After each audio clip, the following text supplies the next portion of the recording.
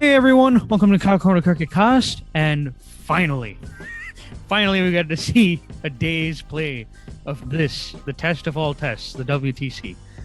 India versus New Zealand, obviously, guys, are the two finalists, and they finally commenced on the field today on day 2 of this test match. And at the end of it all, I would say even Stevens.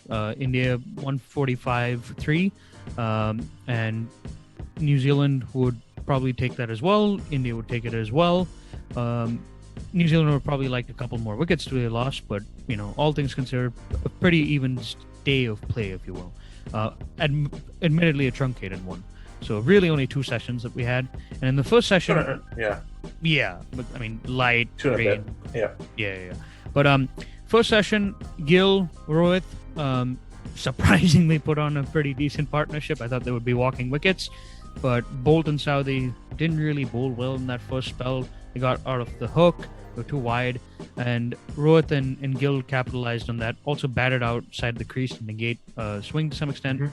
But then both got out when the third and fourth seamers, who are damn good, as you all know, Jameson and Wagner, got them out. Rohit fishing, playing away from his body and fishing outside the off stump. Gill getting a beauty from Wagner. And then we saw Pujara come in, struggled, took, what was it, 25, 30 deliveries to get off? 36 deliveries. 36 deliveries to score a run. But I mean, like, that is the value of Pujara. You know he's going to give you at least 30 deliveries on average. That just means that Kohli doesn't have to face them, or Pujara does, or Rahane doesn't have to face them, or Punt doesn't have to face them, or Jadeja doesn't have to face them. They can come in against a tired pack and score some runs. Yeah, he struggled though today. Got hit in the head as well. Then bowled out. And then hopefully he's okay. Hopefully, but he seemed to be fine. There weren't any injuries. I didn't see. Yeah, I mean, then again, we've seen something similar happen to Nkrumah Bonner. Faf. Faf. Yeah, and I'd rather, again, the ball's moving around a lot, and it is kind of dangerous. So fair enough. And then we saw consolidation from Rahane and Kohli in the end, with the loss of no wickets in that second session. The pitch, a lot of discussion about it. Thought it played fantastically. Oh, great. This is the sort of pitch you want in a deciding match. If you're a neutral, right? This is the pitch that you can get, and all 3 results, actually all 4 results might be possible on this pitch. You might get a tie, you might get a win, you might get a loss, or you can get a draw. And it's great to see that kind of pitch being prepared. Yeah. Quite frankly, I think that needs to be encouraged in first class and Test cricket, because it's kind of boring to see a match that you know is going to go to a draw.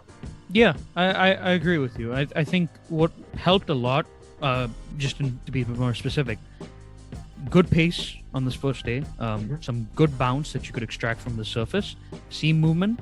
The overhead conditions helped a lot, and the Duke's ball meant that, because it was all cloudy the entire day, and the Duke ball with its pronounced seam meant that you could get swing even after the 45 over mark, which, unlike the Kookaburra and SCG, is a real advantage of the Duke's ball in these sort of conditions. And then the other factor that was really helpful, not necessarily a pitch factor, but because we had so much rain, the outfield was a bit wetter, and that meant that even though you got value for your shots, it didn't mean that you would just be able to push it and time it for 4.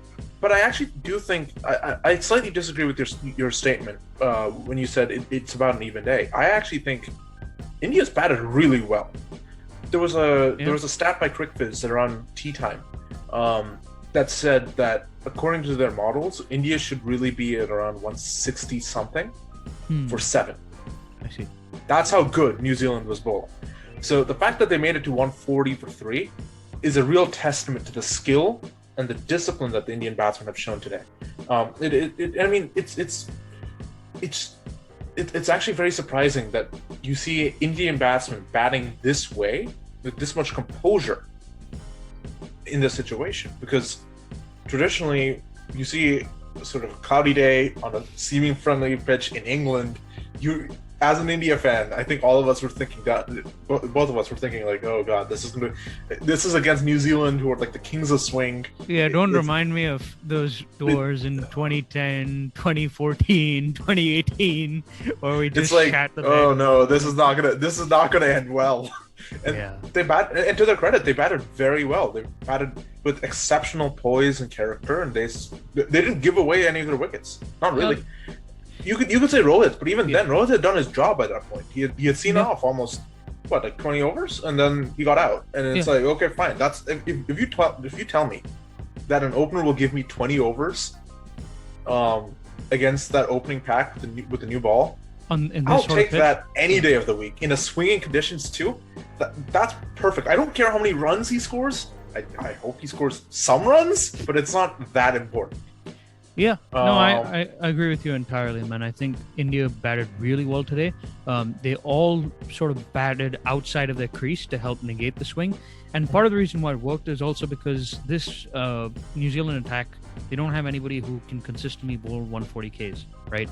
And so it meant that at that sort of pace, even when it's swinging and seaming around, and even though the likes of Jameson and Wagner were able to get bounced, it wasn't coming at a quick enough pace to actually, unsettle them to the point where they couldn't adopt that particular approach. It needs to go to Kohli because he was the epitome of this, played brilliantly, batted outside the crease, but also played the latest of the lot. And it was a slow innings for him, right? We, as you were saying, it took him a lot of time to settle down comparatively to usual. I think he scored 2 boundaries in the entire innings that he played, which is uncharacteristic. It's probably one of the slowest innings I've seen from Kohli, but he was brilliant today, and him along with Rahane have given a lot of hopes for India on this upcoming. I believe DK, who has sources inside the India camp, actually brought this up, and he actually said India. He said that like India was intentionally, they had listened because Kohli had said one thing that had helped him when he was playing in England last time. We had that brilliant series in 2018 with the bat, not so much as the captain, but with the bat. He said that he just batted outside of the crease, and we've seen India take this approach against other quality pace attacks as well. They did it in Australia, and we were very effective in Australia, as you can tell by the Indian batting lineup consistently scoring about above par scores on those wickets.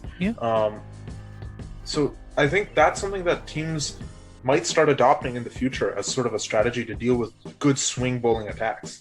Get up and get in the face of the seamers. I do think, however, New Zealand missed a few tricks. First and foremost, why did you hold Wagner back? He's your third best seamer, right? Yeah. And we saw exactly as soon as he came in, India's run rate, which was going up like at a healthy rate of about 3, immediately dipped. Yeah. Rohit and Shubman are both stroke makers, and they do latch onto those balls and all, and Wagner did strangulate them. And you look at Pujara, again, he came into him. Pujara's weakness has been the short ball. That's traditionally what he's had struggles with in terms of scoring. Because it has to do a lot with the low hands of his, right? It means that which are perfect against the swinging ball or the spinning ball, but against the bouncing ball, it's kind of and he's worked on that. He's improved on it. But even then, right? It's not natural to him. He doesn't usually survive really testing phases of bouncers, and if he does, he bats extremely slowly, as we saw today, which is part of the reason why that happened. But I think they did miss the trick on that. The other trick I was going to say, Rohan, not playing Ajaz Patel. I know Colin de Grandhomme bowled really well today and was, restricting Kohli, especially in the run output with those dibbly dabblers. And it is nice to see New Zealand go back to their roots in the 1990s with that World Cup team of just like strangulating the life of you with a bowler. You don't understand why he's effective in these conditions. It was a good play, but I think Ajaz Patel would have been really useful here. And I think I agree with you on that. Actually, I was listening to commentary. It was either McMillan or Dowell who were saying something along the lines of the reason that they've gone to, because they were surprised that he came in to bowl right after lunch to Kohli, to Pujara and Kohli, and it's like, why would you go to him? You have Trent Boult, you have Tim Southey, you have Kyle Jamieson, all three of which make much more sense to go after those two guys because they're better bowlers. so why is DeGrandham in? And his idea was that maybe they're trying to go after Kohli with DeGrandham, because Kohli until today had scored 1 run and gone and had been bowled out by Colin DeGrandham, which is kind of a weird thing to say. Yeah, but it's like, and he's like, it actually makes sense because Kohli's strength is that he's actually very good against very quick bowlers. Yeah. But his weakness is that he's not very good against very slow seamers. Yeah, it's sort of like when Sachin had that problem against Hansi Kronia, and he would like smash Donald and Pollock and then keep on getting to Kronia, and you'd be like, why is he getting out of this guy? No offense to Kronia, he was a decent bowler, but still. But the point being that you're making, right, is very accurate. It is an ego factor as well, right? Like no bowler, no great batsman likes to get out to like a bowler that's like a dibbly dog, right? I'm sorry, it doesn't matter, especially one with the dilly valley mentality. In DeGrandham's defense, he actually bowled really well today. Yeah, he did. I think there was a couple of balls that, Kohli was completely lost on some of them, and that's not a knock on Kohli. It's just like, that was how good his spell was. It was very good. Combined with Saudi in that second spell was quite good. That second spell was amazing. Yeah. Tim Saudi, after he got loose, began bowling the sort of balls that you expect to see from Tim Saudi. Yeah, quality outswingers. Quality outswingers, and then the ball that was just straight. And just... Yeah. No, really good. It was incredible. It pissed me off, to be honest with you, because like if he had bowled as well as that, him and Bolt in that first session, they would have probably had more wickets. And quite frankly, India would probably be like for 50 for 4 or something like that. Yeah, because they bowled too wide, right? They were getting swing and seam, and they were just bowling way too wide of the crease, man. And I think they missed a trick. Quite a bit, and a lot of credit needs to go to BJ Watling. No extras conceded. Despite the ball moving so much. Now we're talking before we started recording about field placements. What do you see as the problem?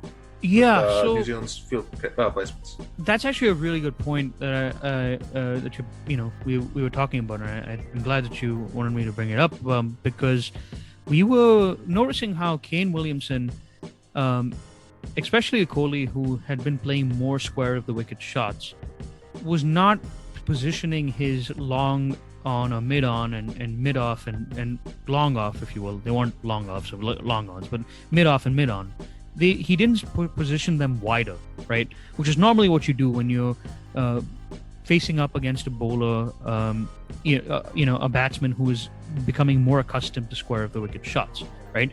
Because part of the reason why you do that is you would tempt them to bowl the bat more straighter, right?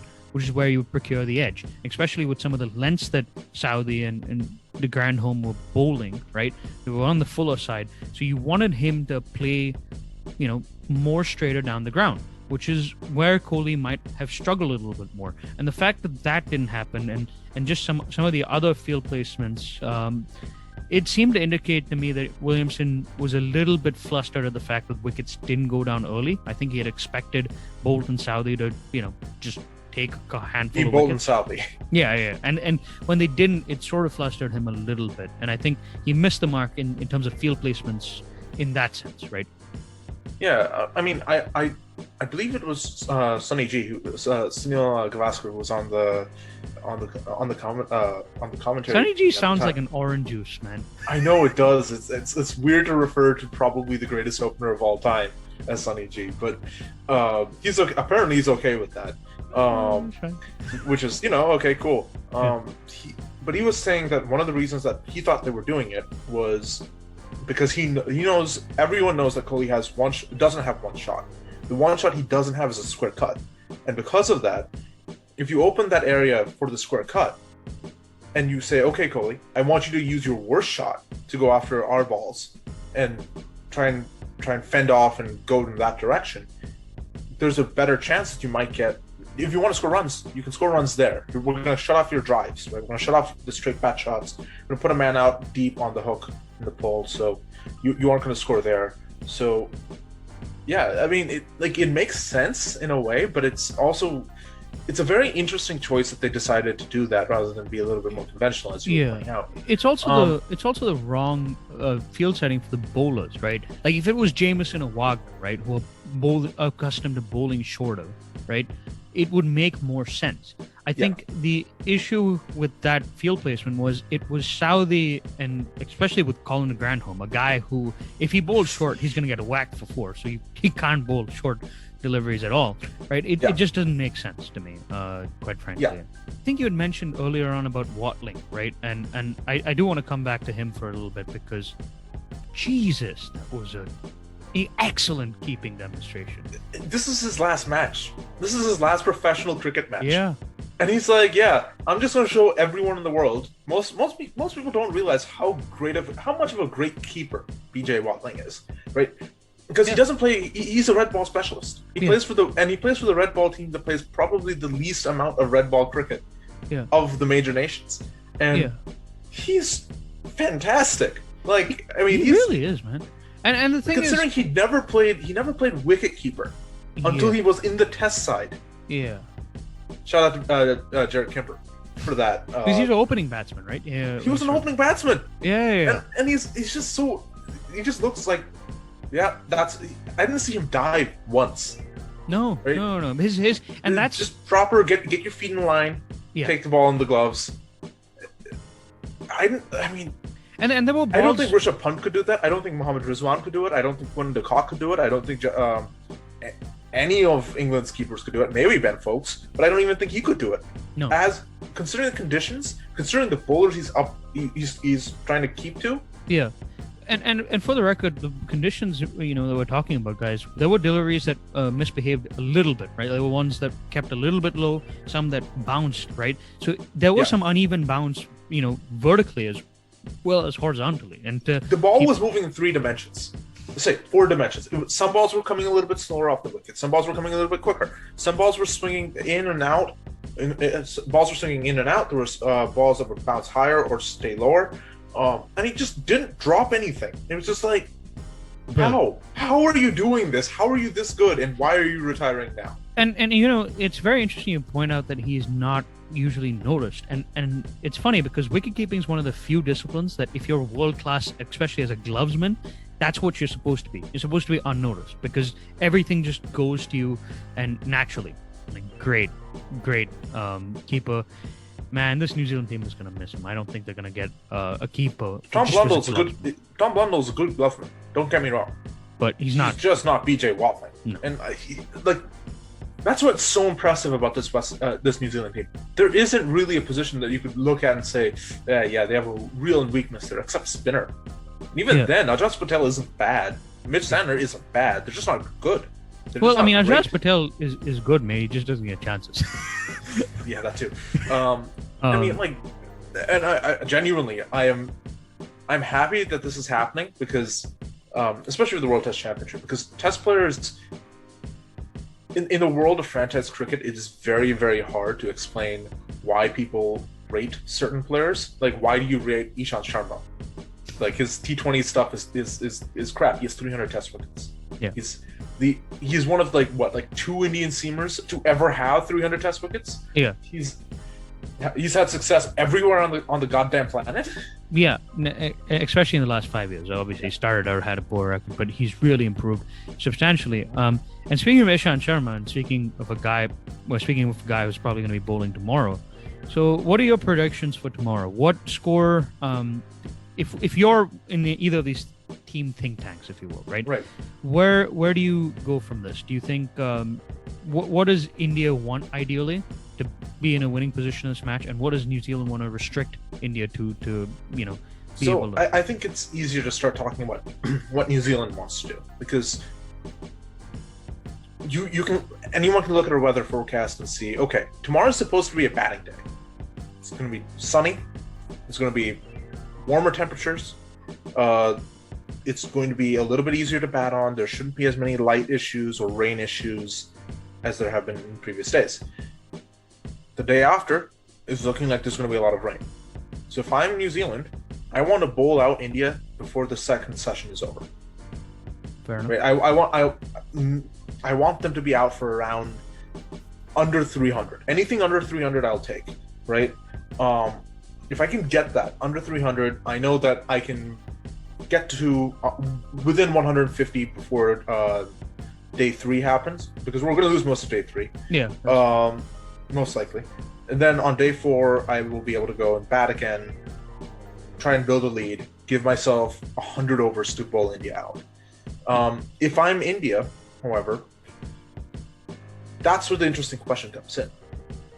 Because if I'm India, I'm looking to score 400. If I score 400, 450 on this wicket, I know that I'm giving myself a chance to try and bowl New Zealand out for under 300.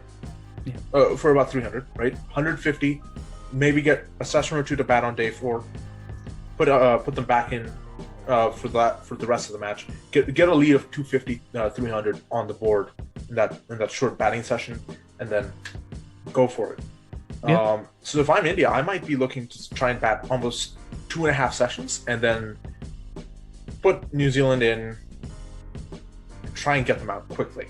So it's going to come down, and especially because of how New Zealand opened, right? New Zealand opened with, if I remember correctly, Latham is a left-handed batsman, and Conway's left-handed batsman. Yeah. I mean, if you're really looking at the numbers, India could do some pretty clever things and try and take those wickets really quickly. Yeah, they could even open up with, and I'd recommend them doing this, open up with Ishant and Ashwin. Double bluff. Yeah, that's what I was thinking. Be crazy. Go out there and, I mean, Ashwin has, like, if you look at the numbers, right? Yeah. Ishant and Ashwin are the 2 best bowlers India has.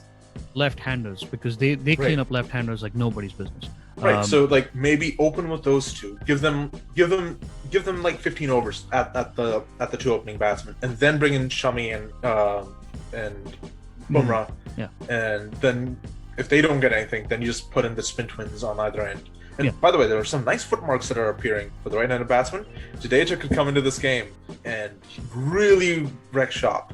He could. But I think what's most likely going to happen is that we're going to have a draw due to inclement weather, which sucks. But personally, I'm not that opposed to it. I understand people are like, oh, it's the World Test Championship final. I'm like, it's Test cricket. Yeah. You don't need to have a result.